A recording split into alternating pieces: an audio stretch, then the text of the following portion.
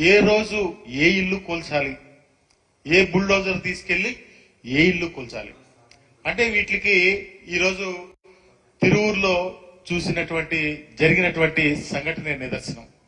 అంటే ఒక శాసనసభ్యుడు అంటే ప్రజలు ఎన్నో ఆశలతో ఆ శాసనసభ్యుడు ప్రజలకు సేవ చేస్తాడని చెప్పి వాళ్ళు అధికారాన్ని కట్టబడితే ఈరోజు ఆ కొలిక్కిపూడి శ్రీనివాస్ అనే ఒక మనిషి ఆయన మనిషిలాగా ఈరోజు ప్రవర్తించలేదు. ఒక పెద్ద ర్యాలీతో ఒక కారు మీద ఏదో విజయ దరహాసంతో వెళ్లి ఇల్లు బుల్డోజర్ పెట్టి కూల్చి పోలీసులు ఆపుతున్నా గాని ఈరోజు చేసినటువంటి అతని ప్రవర్తన ఏ విధంగా ఉందో ఈరోజు రాష్ట్ర ప్రజలందరూ కూడా చూస్తా ఉన్నారు.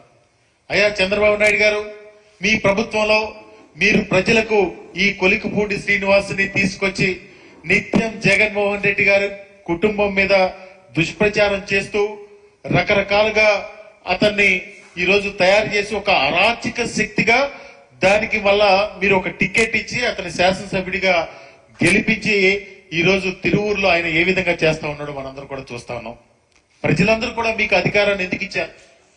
ప్రజలందరినీ కూడా మోసం చేసి మభ్యపెట్టి మేము ఇంకా మంచి పరిపాలన అందిస్తాం అని చెప్పి గత ప్రభుత్వం మీద మీరు అవాకులు చవాకులు పేరి దుష్ప్రచారం చేసి రకరకాలుగా చేసి ఈ రోజు మీరు చేస్తున్నది ఏంటని చెప్పి ఈరోజు చంద్రబాబు నాయుడు గారిని మీ ద్వారా అడుగుతా ఉన్నాం. ఈ రాష్ట్రంలో పరిపాలన నెల రోజుల నుంచి ప్రజల్ని ఏ విధంగా భయపెడతా ఉన్నారు, ఏ విధంగా ఒక ఆయన రెడ్ బుక్ అంటాడు.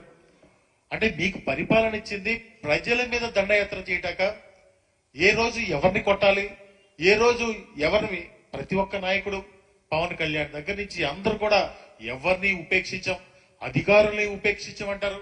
అంటే ఈ రోజు తిరువురు ఎమ్మెల్యే గారు చేసినటువంటి పని ఏ విధంగా ఉందంటే అధికారం మదంతో, అధికారం వచ్చిందని ఒక అధికార మదంతో ఈరోజు వెళ్లి ఒక ఎంపీపీ ఇల్లుని స్వయంగా వెళ్లి ఎమ్మెల్యే కూలగొట్టడం అనేది ఈ రాష్ట్ర చరిత్రలో ఎప్పుడు కూడా చూడలేదు.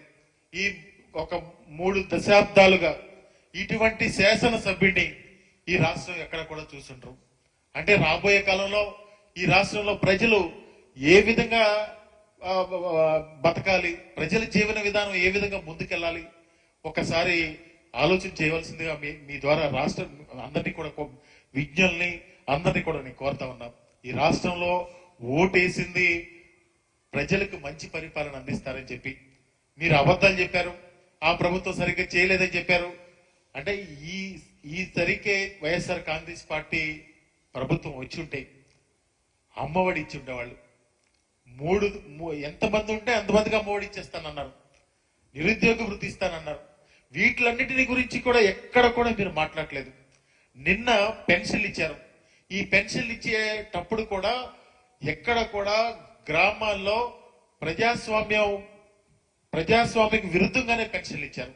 ఎక్కడ కూడా ప్రోటోకాల్, ఆ ఊర్లో సర్పంచ్ గాని, ఆ ఊర్లో ఎంపీటీసీ గాని, ఆ ఊర్లో ఎంపీపీ గాని, జెడ్పీటీసీ గాని ఎవరిని కూడా కనీసం పిలవకుండా, ప్రోటోకాల్ పాటించకుండా పెన్షన్లు వాళ్ళ పార్టీ కార్యకర్తల చేత ఇప్పించి ఇంటింటికి కూడా వెళ్లకుండా వాళ్ళు ఆ ఆఫీసులకి పిలిచి ఇచ్చిన పరిస్థితులన్నీ కూడా చూసాం.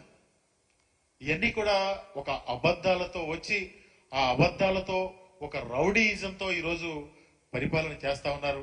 తప్పకుండా ఈ రాష్ట్ర ప్రజలు గమనిస్తా ఉన్నారు. మీకు బుద్ధి చెప్పే ఇలాంటి కొలిక్కిపూడి శ్రీనివాసరావు అనే ఎమ్మెల్యే లాంటి ఎమ్మెల్యేలకి వాళ్ళ ప్రజలందరూ కూడా రోడ్డు మీదకి వచ్చి తగిన శాస్తి, తగిన బుద్ధి చెప్తారని చెప్పి కూడా ఈ సందర్భంగా తెలియజేస్తా ఉన్నాం.